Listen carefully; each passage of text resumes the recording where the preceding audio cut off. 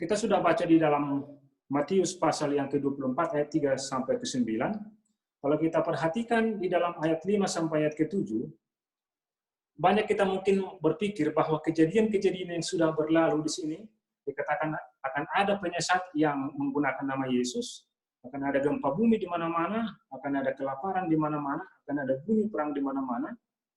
Dan di ayat yang ke-8 dikatakan, rupanya ini barulah permulaan penderitaan menjelang zaman baru. Mungkin bagi kita sebagian orang, atau mungkin bagi saya, setelah ini terjadi, saya perhatikan, dan kita perhatikan, mungkin kita berpikir bahwa kita sudah di akhir masa penderitaan. Tetapi dikatakan di sini, di dalam ayat 8, akan tetapi semuanya itu barulah permulaan menjelang zaman yang baru. Kita akan bisa lihat lebih detail secara singkat di dalam ayat 7. Kita bandingkan dua terjemahan Alkitab. Yang pertama, King James Version, dan yang kedua, Indonesia Terjemahan Baru. Kita perhatikan di dalam Matius 24 ayat yang ke-7. Ada satu kata yang saya perlu garis bawahi di sini, karena kata itu terdapat di dalam King James Version, tetapi tidak terdapat di dalam terjemahan bahasa Indonesia, yaitu kata pestilences. Kata pestilences. Apa ini arti kata pestilences? Mari kita buka di dalam bahasa aslinya, atau kita pelajari sedikit. Kata pestilences dikatakan atau disebutkan di dalam bahasa Yunani, loimos. Loimos ini yang berarti kurang lebih wabah penyakit atau hama penyakit. Jadi di dalam Matius pasal 24 ayat 7, kalau kita baca secara utuh, di terjemahan bahasa Indonesia mestinya sebagai berikut. Sebab bangsa akan bangkit melawan bangsa, dan kerajaan melawan kerajaan, akan ada kelaparan dan wabah penyakit dan gempa bumi di berbagai tempat. Mungkin kalau kita melihat secara spesifik apa itu wabah penyakit, kita bisa langsung gampang memberikan contoh pada saat ini, bahwa wabah penyakit yang terjadi di sekitar kita saat ini ada wabah virus corona. Jadi kembali kepada ayat inti kita tadi, semua yang ada di dalam ayat yang ke-5 sampai ayat yang ke-7 dikatakan akan tetapi semuanya itu barulah penderitaan menjelang zaman baru. Jadi ketika kita sekarang melihat ada penyesatan terjadi, ketika kita melihat perang yang terjadi di mana-mana dan bunyi tentang perang, ketika kita mendengar intensitas gempa bumi yang semakin sering terjadi, ketika kita melihat bencana alam dan penyakit menular menerpa kehidupan manusia pada saat ini di berbagai tempat, sekali lagi dikatakan bahwa ini barulah penderitaan menjelang zaman baru, sebagaimana sudah kita dengarkan di dalam ayat 8. Di dalam ayat 9, kalau kita lanjutkan dalam bacaan kita tadi, dikatakan pada waktu itu kamu akan diserahkan. Ya, kata pada waktu itu, kalau kita lihat di dalam King James Version, dikatakan dimulai dengan kata then, yang artinya bisa kita artikan kemudian atau lalu, yang menunjukkan lanjutan dari apa yang sudah ada di masa lalu untuk kita hadapi di masa mendatang. Apa itu yang kita hadapi di masa mendatang? Kita lanjutkan baca. Pada waktu itu, kamu akan diserahkan supaya disiksa, dan kamu akan dibunuh, dan akan dibenci oleh semua bangsa oleh karena namaku. Jadi kejadian yang akan datang kemudian setelah apa yang terjadi di dalam Matius pasal 5 ayat 5, Matius pasal 24 ayat 5 sampai ke 7, akan datang yang kemudian adalah bahwa akan ada penyiksaan, akan ada satu umat yang akan diancam dibunuh, dan akan ada satu umat yang akan dibenci. Pada triliun yang lalu atau beberapa triliun yang lalu, kita pernah belajar sekolah sahabat dengan fokus kepada akhir zaman. Kita belajar pada saat itu apa yang menjadi pemicu sehingga ada orang yang akan disiksa, ada orang yang akan dibunuh, dan akan ada orang yang akan dibenci. Kita bisa baca di dalam tulisan Nyonya White, di dalam ilham yang Tuhan berikan, di dalam buku Kemenangan Akhir, halaman 648, paragraf yang ketiga. Dikatakan sebagai berikut. Sementara sabat telah menjadi pokok perdebatan utama di dalam dunia kekristenan, dan otoritas keagamaan dan keduniawian telah digabungkan untuk memaksa pemeliharaan hari Minggu. maka penolakan terus-menerus oleh satu kaum minoritas untuk tunduk kepada tuntutan populer akan membuat mereka menjadi sasaran kebencian yang universal. Didesak agar kelompok kecil yang berdiri menentang suatu lembaga gereja dan satu undang-undang negara tidak boleh ditoleransi, bahwa lebih baiklah mereka yang sedikit itu menderita daripada seluruh bangsa dijerumuskan ke dalam kekacauan dan pelanggaran-pelanggaran hukum. Argumen yang sama 1800 tahun yang lalu telah dilakukan terhadap Kristus oleh penguasa-penguasa umat itu. Bahwa lebih berguna bagimu, kata Kayafas yang licik, jika satu orang mati untuk bangsa kita daripada seluruh bangsa kita itu binasa. Terdapat dalam Yohanes 11 ayat yang ke-50. Tampaknya argumen ini tidak bisa dirubah lagi, dan akhirnya dikeluarkan dekrit terhadap mereka yang menyucikan sahabat hukum keempat itu, dan menyatakan bahwa mereka pantas untuk mendapat hukuman yang paling berat, dan memberikan kebebasan kepada orang banyak untuk membunuh mereka setelah jangka waktu tertentu. Romanisme di dunia lama dan Protestanisme murtad di dunia yang baru akan melakukan tindakan yang sama terhadap mereka yang menghormati semua ajaran-ajaran ilahi. Jadi kalau kita perhatikan dari kutipan ilham yang Tuhan berikan kepada Nyonya White ini, bahwa kenapa ada satu umat yang akan dibenci, dibunuh, lalu disiksa, adalah oleh karena undang-undang hari Minggu akan ditetapkan, dan ini akan menjadi ujian bagi kita untuk selanjutnya. Bagi orang-orang yang berpegang teguh kepada keberadaan hari Sabat, undang-undang hari Minggu ini yang akan ditetapkan, firman Tuhan mengatakan kepada kita, akan menjadi sasaran kebencian dan pada akhirnya akan disiksa dan dibunuh. Jadi bagi saudara dan saya yang memelihara hukum Tuhan, yang tetap memegang teguh kepada hari Sabat, akan diperhadapkan kepada suatu kondisi, kepada apa yang baru kita baca pada saat ini. Oleh sebab itu, sementara kita sekarang masih berada di dalam masa yang cukup menyenangkan kita pikirkan, ini sementara di tempat yang baru, sementara di waktu yang baru kita perhatikan ada banyak kekacauan termasuk penyakit dan lain-lain, ada banyak gempa bumi terjadi. Dikatakan tadi dalam Matius pasal 24 ayat 8, bahwa itu barulah permulaan penderitaan. Jadi mari kita sementara kita masih memiliki waktu untuk bersiap, untuk menghadapi peristiwa-peristiwa seperti yang terdapat di dalam Matius pasal 24 ayat 9, kita boleh menggunakan waktu kita pada saat ini untuk belajar. Apa yang harus kita lakukan sementara kita akan menghadapi masalah-masalah yang terdapat di dalam Matius pasal 24 ayat yang ke-9 tadi, yaitu kita akan dibenci, kita akan disiksa, dan kita akan dibunuh. Kita akan belajar dari 3 tokoh Alkitab yang mereka sudah melaluinya dan mereka sudah melakukan apa yang benar sehingga mereka memperoleh kemenangan. Tokoh yang pertama bisa kita ambil dari pengalaman Yesus atau dari Yesus sendiri yang bisa kita dapat baca di dalam Matius pasal 26 ayat yang kedua, ayat yang ke-21, 31 dan ayat yang ke-34. Saya baca di dalam Matius yang ke-26 ayat 2. Kamu tahu bahwa 2 hari lagi akan dirayakan Paskah bagi anak manusia, akan diserahkan untuk disalibkan. Ayat yang ke-21. Dan ketika mereka sedang makan, ia berkata, aku berkata kepadamu, sesungguhnya seorang di antara kamu akan menyerahkan aku. Ayat yang ke-31 dikatakan, maka berkatalah Yesus kepada mereka, malam ini kamu semua akan goncang imanmu karena aku. Sebab ada tertulis, aku akan membunuh gembala dan kawanan domba itu akan tercerai-berai. Ayat yang ke-33, Petrus menjawabnya, biarpun mereka semua tergoncang imannya karena engkau, aku sekali-sekali tidak. Kita lihat di sini, di dalam apa yang baru kita baca di dalam Matius pasal 26, ayat 2, 31, dan 34, atau seluruh cerita di dalam ayat 26 ini, Yesus memberikan amaran. Yesus memberikan amaran kepada murid-muridnya bahwa akan ada sesuatu terjadi. Ya. Jadi poin yang pertama yang kita lihat di sini, kita harus memperhatikan dan memberitahukan amaran yang Tuhan berikan. Kalau kita lihat di dalam ayat yang ke-34, secara khusus Yesus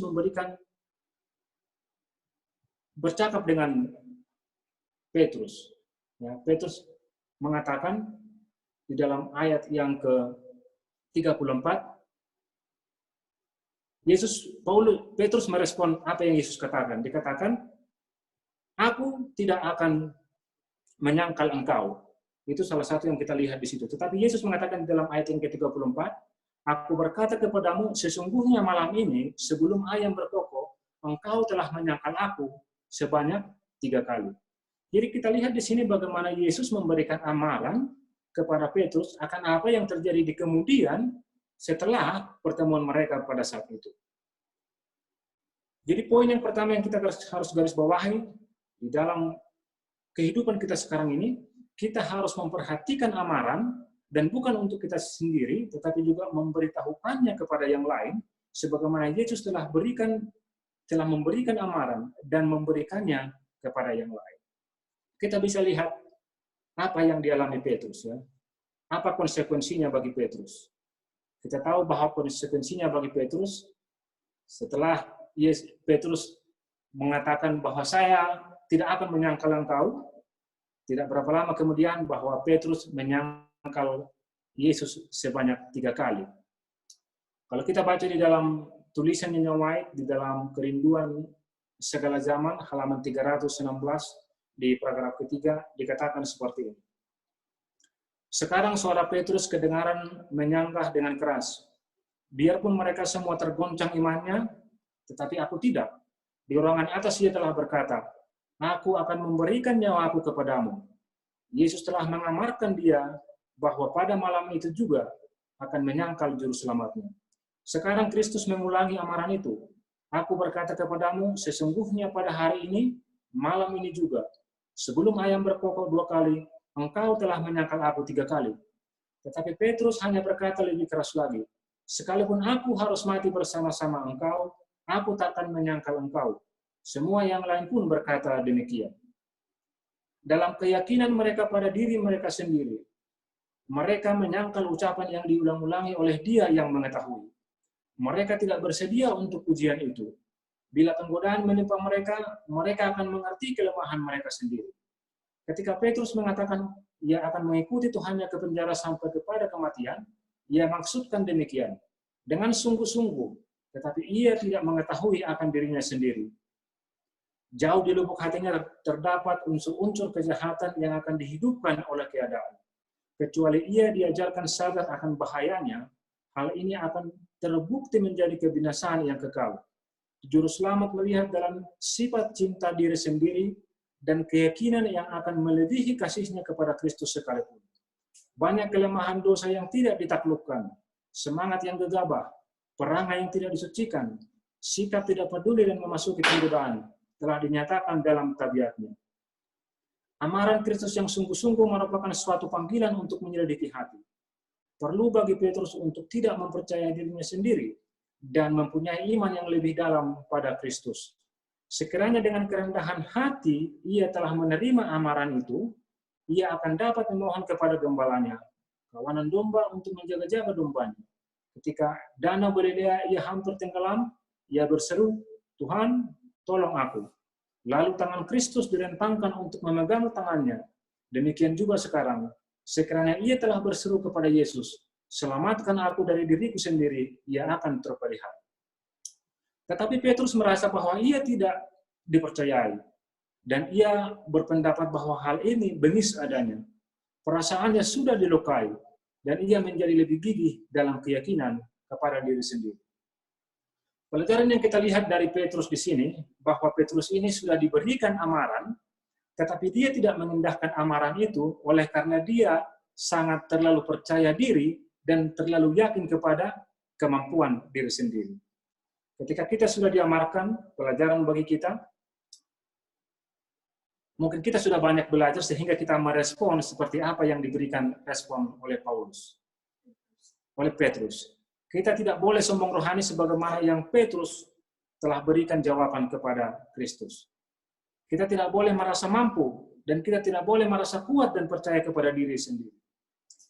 Sama seperti Petrus, mungkin kita juga tersinggung ketika kita diamarkan dan diberikan teguran, baik itu lewat firman Tuhan yang kita baca sendiri, yang kita baca langsung dari Alkitab, atau yang disampaikan dari mimbar-mimbar pertemuan ibadah. Jadi poin yang pertama yang harus kita perhatikan adalah kita harus memperhatikan amaran untuk kita sendiri, dan amaran itu tidak boleh kita jaga untuk kita sendiri atau kita pegang untuk diri sendiri, tetapi juga harus kita berikan amaran ini kepada sekeliling kita supaya kita bersiap dan memperoleh selamat.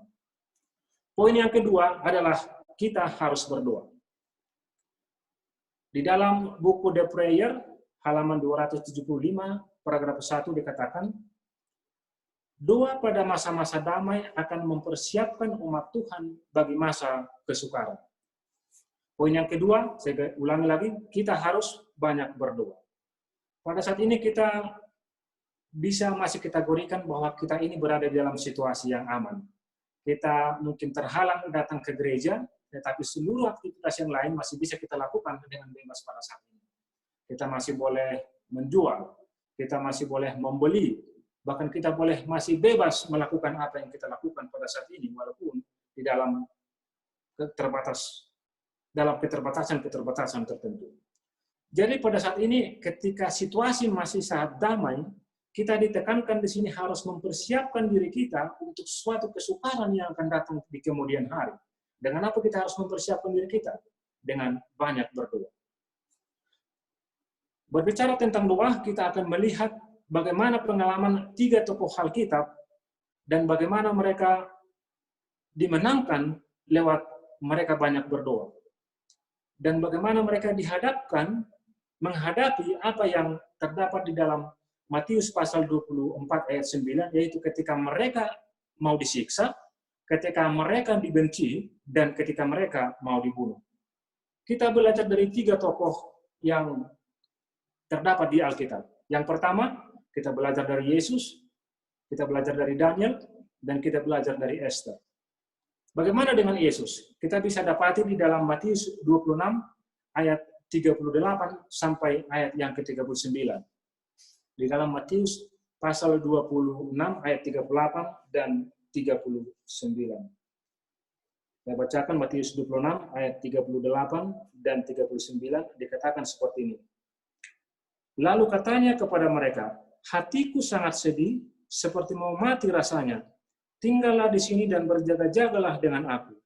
Maka ia maju sedikit, lalu sujud dan berdoa. Katanya, ya Bapakku, jikalau sekiranya mungkin, biarlah cawan ini lalu daripada aku, tetapi janganlah seperti yang aku kehendaki, melainkan seperti yang engkau kehendaki. Kita perhatikan di sini, dikatakan Yesus maju sedikit, lalu sujud dan berdoa. Ketika Yesus melakukan ini, Yesus tidak hanya melakukan dengan sendiri. Pada saat itu kita tahu bahwa Yesus bersama murid-muridnya, dan mereka melakukan berdoa bersama, walaupun di satu kesempatan Yesus menyendiri, dan dikatakan di sini, maju sedikit dan lalu berdoa. Jadi Yesus pun berdoa ketika dia akan menghadapi sesuatu yang berat akan dihadapi, yaitu disiksa, dibenci, dan lalu dibunuh. Bagaimana dengan Daniel? Kita sudah belajar dari sekolah sahabat pada kuartal yang lalu, dan kita masih fresh dalam ingatan kita apa yang terdapat di dalam Daniel 2. Ketika mimpi itu tidak dapat diterjemahkan oleh orang-orang pintar di Babylon, dan semua orang pintar menghadapi ancaman kematian. Apa yang Daniel lakukan? Kita bisa baca di Daniel 2 ayat 17 dan 18. Daniel 2 ayat 17 dan 18 dikatakan demikian. Kemudian pulanglah Daniel dan memberitahukan hal itu kepada Hananya, Misael, dan Azaria, teman-temannya. Dengan maksud supaya mereka memohon kasih sayang kepada Allah semesta langit mengenai rahasia itu, supaya Daniel dan teman-temannya jangan dilenyapkan bersama-sama orang-orang bijaksana yang lain di Babel.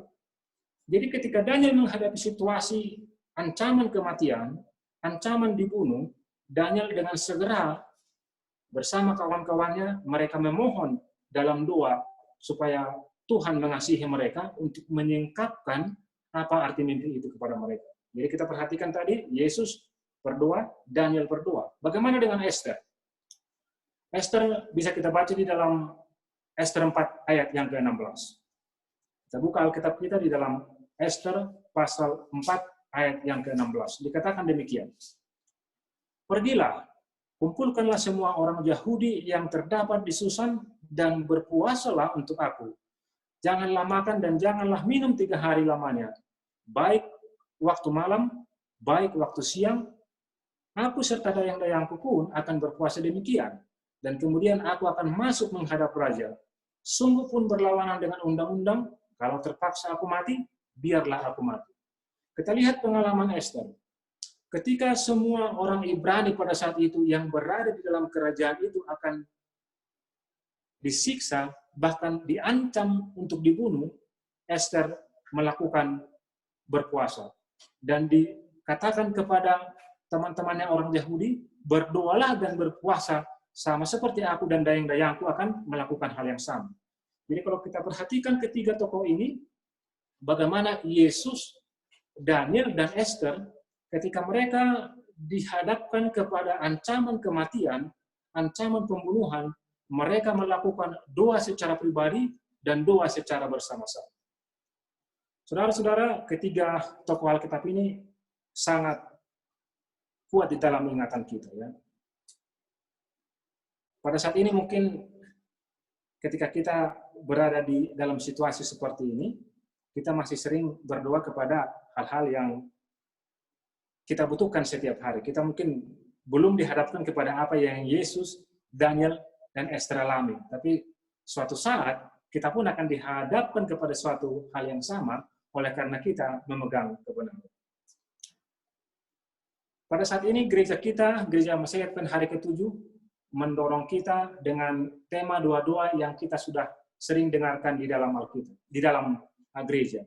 Ada doa 777, di mana doa ini secara spesifik atau secara khusus menjadi doa yang berfokus kepada permohonan kepada Tuhan untuk mencurahkan roh-Nya yang kudus, untuk memberikan kuasa kepada kita. Kita memohon hujan akhir supaya kita diberikan kekuatan untuk menghadapi zaman akhir, dan kita diberikan pertolongan lewat roh Tuhan supaya kita boleh menang untuk setiap pergumulan kita. Kita juga dihadapkan atau sering kita dengar dengan doa 1752. Setiap tahun kita mulai dengan doa 10 hari berdoa, dan pada saat ini ketika corona merebak di seluruh dunia, organisasi kita, Gereja Masih Advent hari ke-7, mendorong kita untuk berdoa 100 hari. Tujuan daripada doa 100 hari ini bukan saja untuk kelepasan kita saudara-saudara dari virus corona, tetapi juga untuk mempersiapkan satu umat untuk menantikan kedatangan Kristus yang kedua kali. Jadi sekali lagi saya garis bawahi bahwa Yesus, Daniel, dan Esther ketika mereka dihadapkan kepada kematian, mereka banyak melakukan doa bersama-sama dengan umat-umat Tuhan.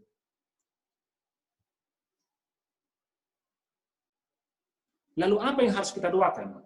Kita sudah melihat dari pengalaman Yesus, Daniel, dan Esther. Lalu apa yang harus kita doakan?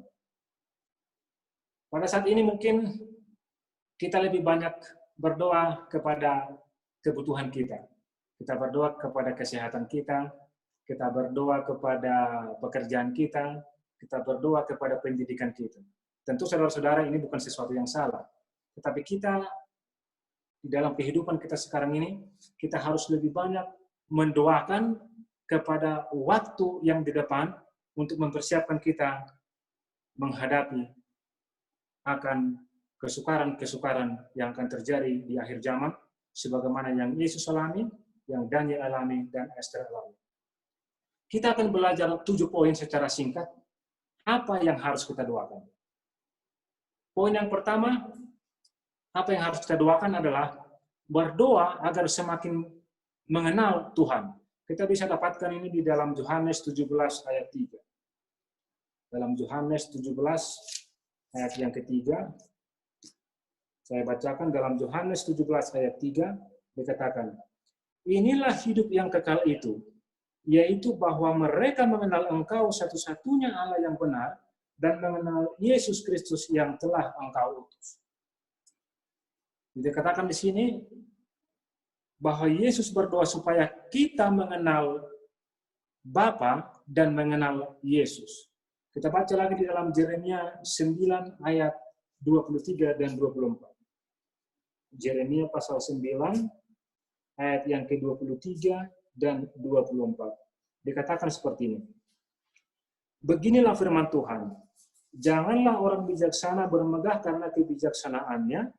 Janganlah orang kuat bermegah karena kekuatannya. Janganlah orang kaya bermegah karena kekayaannya. Tetapi siapa yang mau bermegah, baiklah bermegah karena yang berikut. Bahwa ia memahami dan mengenal aku. Bahwa akulah Tuhan yang menunjukkan kasih setia, keadilan dan kebenaran di bumi. Sungguh, semuanya itu kusukai. Demikianlah firman Tuhan. Jadi yang pertama yang harus kita lakukan, kita harus berdoa untuk kita semakin mengenal Tuhan. Mungkin dari pengalaman kita tidak terlalu sering berdoa, khususnya untuk kita mengenal Tuhan. Tapi dikatakan di sini di dalam Yohanes 17 ayat 3 dan Yeremia 9 ayat 23 dan 24, kita harus lebih banyak berdoa untuk mengenal Tuhan kita. Kita harus berdoa juga untuk anak-anak kita boleh lebih mengenal kepada siapa Tuhan yang kita sembah. Ini secara pribadi juga menjadi teguran bagi saya, bahwa saya juga masih lebih banyak berdoa kepada kebutuhan saya secara pribadi, dan mungkin keluarga besar, dan mungkin gereja, secara kebutuhan dunia yang kita butuhkan pada saat ini. Tetapi poin yang pertama ini mendorong kita untuk kita boleh berdoa untuk semakin mengenal Tuhan kita. Poin yang kedua yang harus kita, sebelum kita masuk ke poin yang kedua, ada satu tulisan Nyonya Mait yang perlu kita dengarkan tentang doa. Dikatakan di sini tentang persatuan. Sekarang pada zaman akhir ini, sementara Tuhan sedang mempersatukan, maaf saudara-saudara,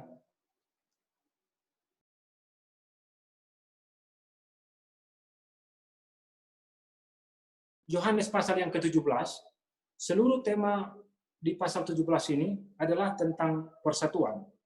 Kita bisa lihat juga ini apa yang Tuhan berikan kepada Nyonya White di dalam tulisan Nyonya White, di dalam tulisan-tulisan permulaan halaman 165.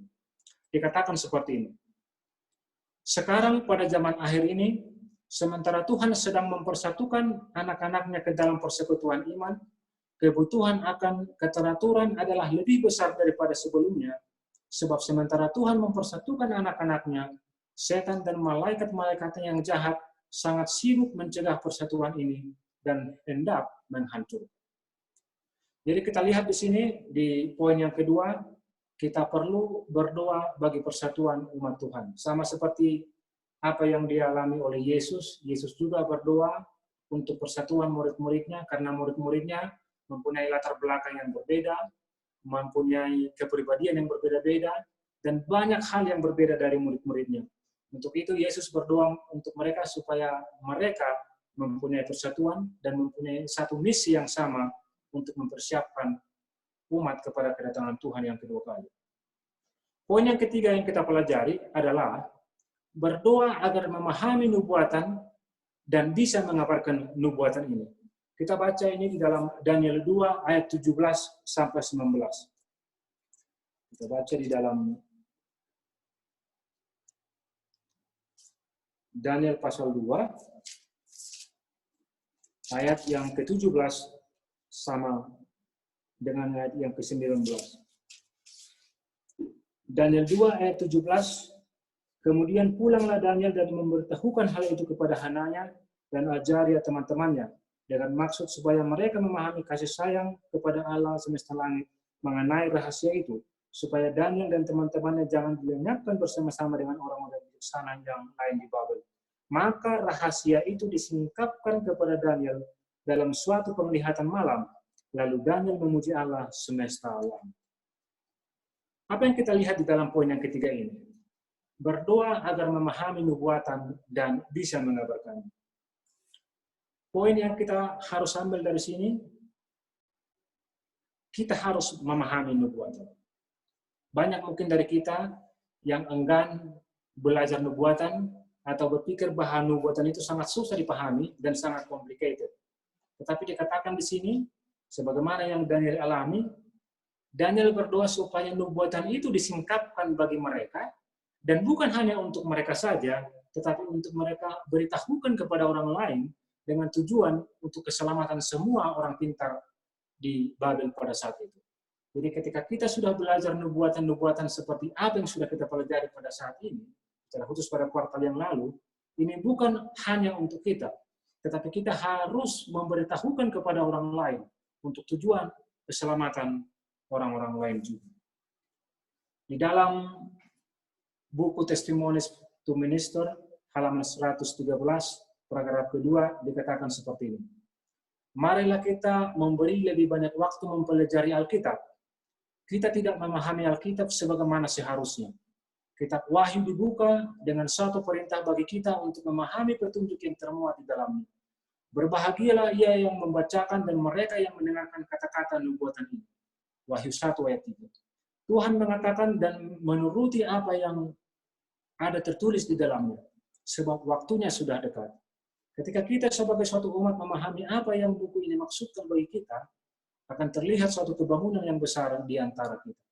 Jadi lewat tulisan Nyonya White ini, kita harus lebih banyak mempelajari Alkitab, dan secara khusus kita dikatakan akan harus lebih banyak mempelajari apa yang Tuhan berikan kepada hambanya Daniel dan kepada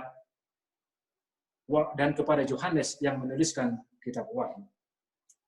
Poin yang keempat yang kita pelajari, kita harus berdoa untuk tenggang waktu sebelum masa akhir.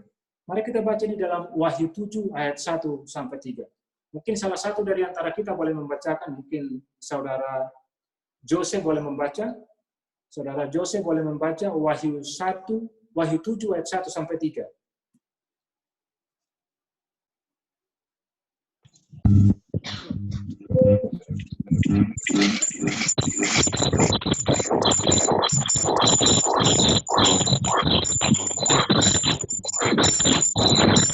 Kemudian dan daripada itu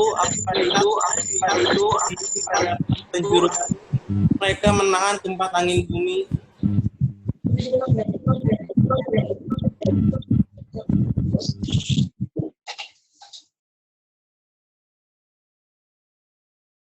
Kita perhatikan di sini dikatakan sekali lagi, kemudian daripada itu aku melihat 4 malaikat berdiri pada keempat penjuru bumi, dan mereka menahan keempat angin bumi, supaya jangan ada angin bertiup di darat, atau di laut, atau di pohon-pohon. Dan aku melihat seorang malaikat lain muncul dari tempat matahari terbit. Ia membawa materai Allah yang hidup, dan ia berseru dengan suara nyaring kepada keempat malaikat yang ditugaskan untuk merusakkan bumi dan laut. Katanya, janganlah merusakkan bumi atau laut, atau pohon-pohon sebelum kami memateraikan hamba-hamba Allah kami pada dahi mereka. Kita lihat di sini, bahwa kita perlukan masa perpanjangan waktu atau masa grace period. Kalau kita baca juga di dalam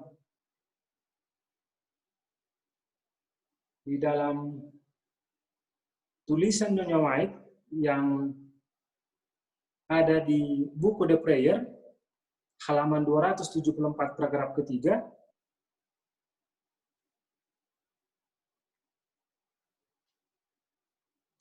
ini juga mendorong kita supaya kita lebih banyak berdoa untuk waktu yang kita miliki, supaya kita mempunyai waktu yang lebih banyak, dan Tuhan akan memateraikan umat-umatnya sebelum masa kesusahan itu tiba.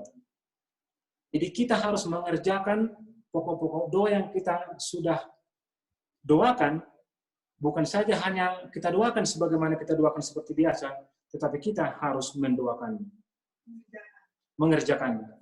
Di dalam buku Testimonies for the Church volume 5 halaman 718 dikatakan secara khusus seperti ini.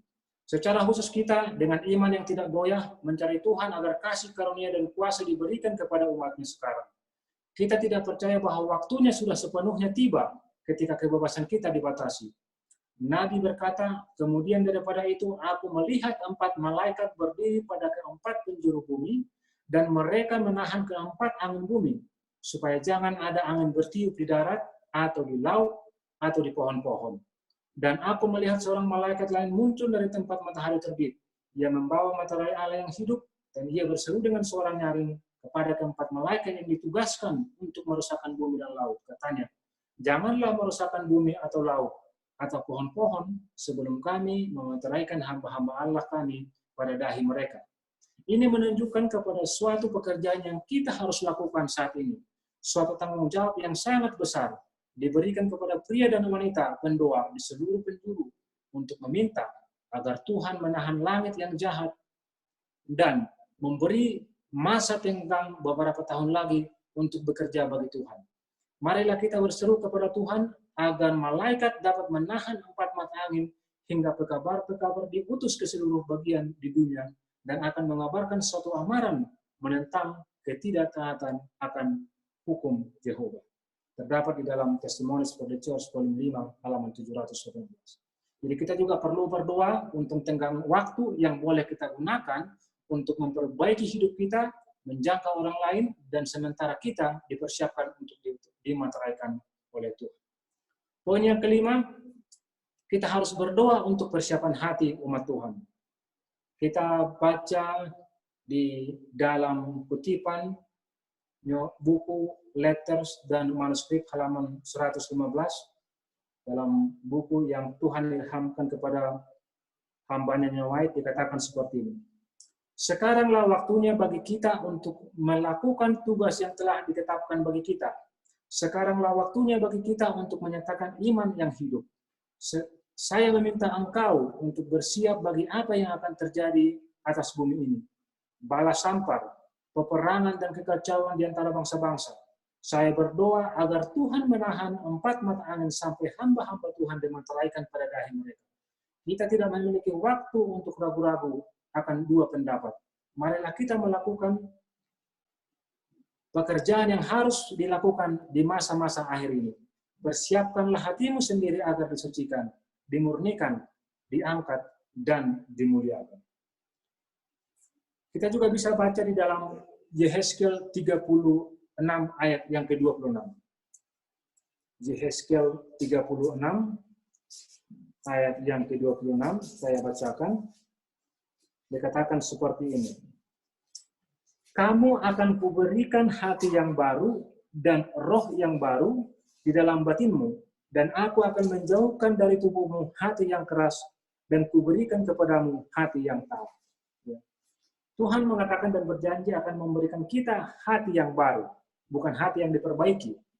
Coba saudara-saudara bayangkan kalau saudara mempunyai sebuah motor, lalu ada yang datang, motor saudara sudah rusak, dan motor saudara diberikan 2 pilihan. Apakah motornya akan diperbaiki, atau motornya akan diganti sekalian? Saya pikir banyak kita akan memilih pilihan yang kedua, yaitu motornya diganti sekalian. Dan ini juga Tuhan berikan kepada kita di dalam Yehezkiel 36 ayat 26 ini. Tuhan berjanji bahwa kita akan diberikan hati yang baru, bukan hati yang diperbaiki. Supaya apa? Supaya kita boleh mempersiapkan hati kita untuk kedatangan Tuhan yang kedua kali. Jadi kita perlu meminta hati yang baru, meminta kepada Tuhan oleh karena Tuhan siap memberikan hati yang baru kepada kita sebagaimana apa yang dijanjikan. Di dalam buku The Letters, manuskrip halaman 115, tahun 1899, paragraf ketiga dikatakan seperti ini. Sekaranglah waktunya bagi kita untuk melakukan tugas yang telah ditetapkan bagi kita. Sekaranglah waktunya bagi kita untuk menyatakan iman yang hidup. Saya meminta engkau untuk bersiap bagi apa yang akan terjadi di bumi, bala sampah peperangan, kekacauan di antara bangsa-bangsa. Saya berdoa agar Tuhan menahan 4 mata angin sampai hamba-hamba Tuhan dimeteraikan pada dahi mereka. Marilah kita lakukan pekerjaan yang harus dilakukan pada masa-masa akhir ini. Persiapkanlah hatimu sendiri agar disucikan dan dimurnikan, diangkat dan dimuliakan. Poin yang ke-6 yang harus kita pelajari adalah berdoa untuk hujan akhir. Kita boleh baca di dalam Zakaria 4 ayat 5 dan 6. Di dalam buku Zakaria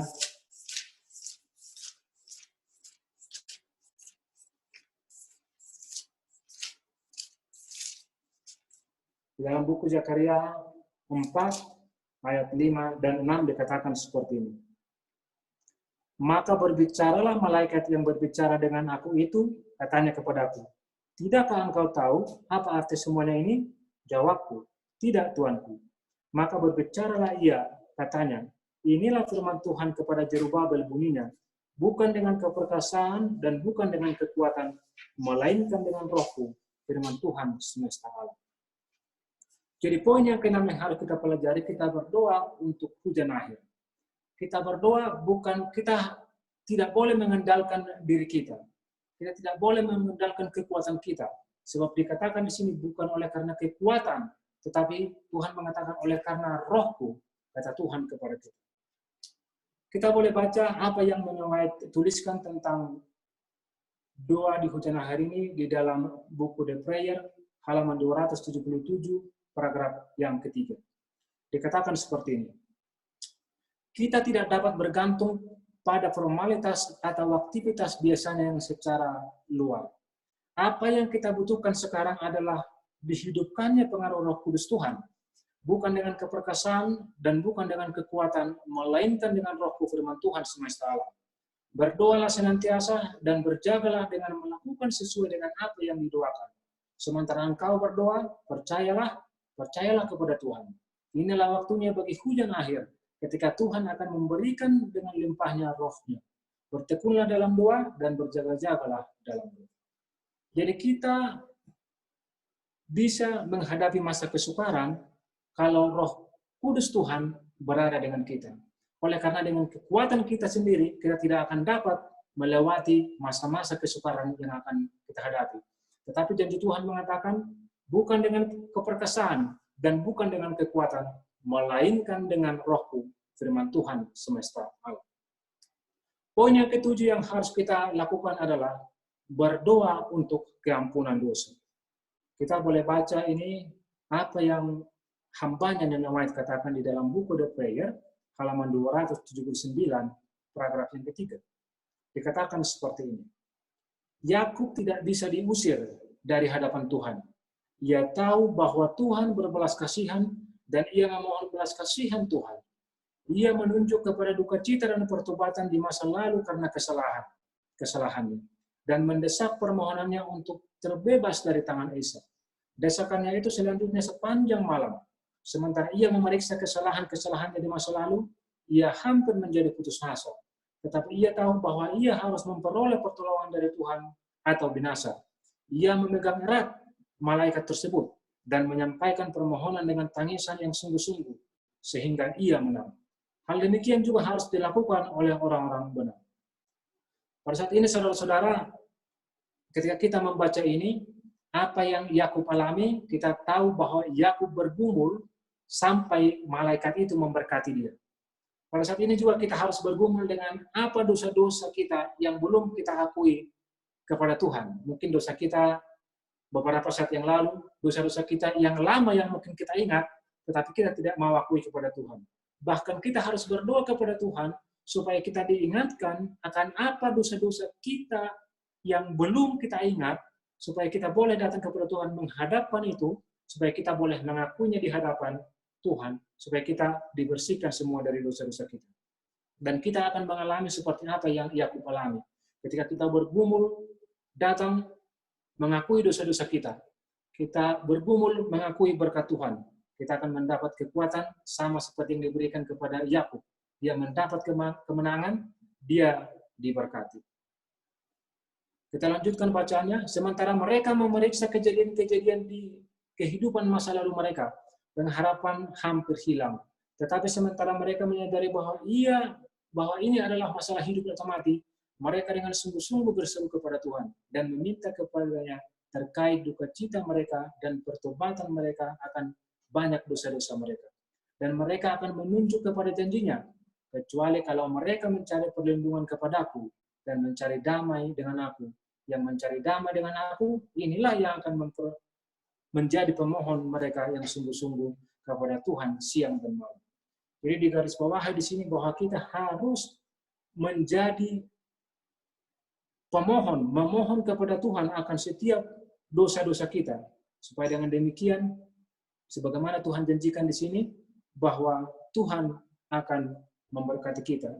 Dan bahkan dikatakan di sini, inilah yang menjadi pemohon yang mereka yang sungguh-sungguh kepada Tuhan itu siang dan malam. Kita harus dengan yakin bergantung kepada jasa-jasa Kristus yang sudah mati bagi kita. Kita tidak boleh bergantung kepada jasa-jasa kita.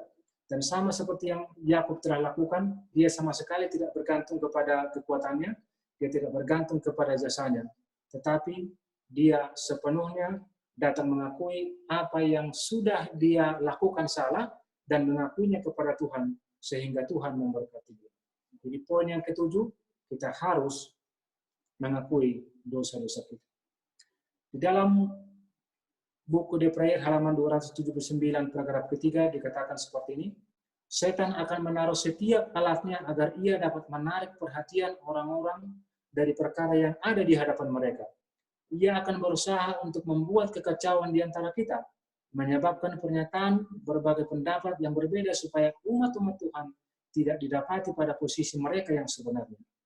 Gantinya mengakui dosa-dosa mereka dan berkabung atas jiwa mereka, agar mereka dapat memiliki pengalaman yang hidup dalam perkara-perkara Tuhan, mereka justru akan dikacaukan.